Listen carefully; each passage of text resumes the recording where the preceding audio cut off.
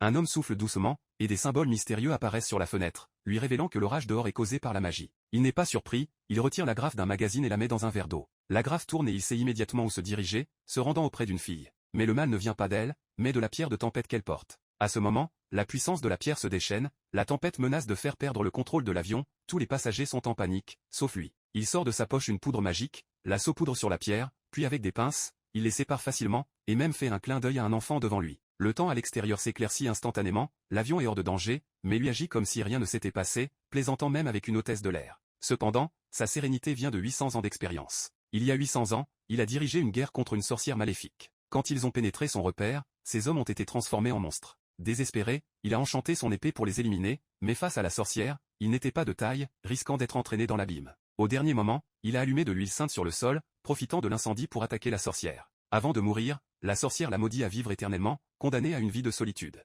Depuis, il vit en chasseur solitaire, accompagné seulement par des majordomes successifs. Aujourd'hui, c'est le jour de retraite de son majordome le plus fidèle, il lui donne son stylo en souvenir. Mais ce geste bienveillant apporte la tragédie, le lendemain, il apprend la mort de son majordome. Pour enquêter, il se rend chez le majordome avec son nouveau majordome. Malgré des recherches minutieuses, rien d'anormal n'est trouvé, jusqu'à ce qu'il remarque des mouches mortes au sol. Cela l'alerte immédiatement, comment des mouches peuvent-elles être mortes avec la fenêtre fermée? Il saupoudre de la poudre magique au sol, et une formation magique apparaît, la pièce commence à trembler. Ils sont dans une illusion. Le majordome a été tué par la sorcière, et le stylo a été pris par le meurtrier. Tout cela est clairement dirigé contre lui, il est déterminé à trouver le véritable coupable. Cette scène palpitante provient du film Le Dernier chasseur de sorcières.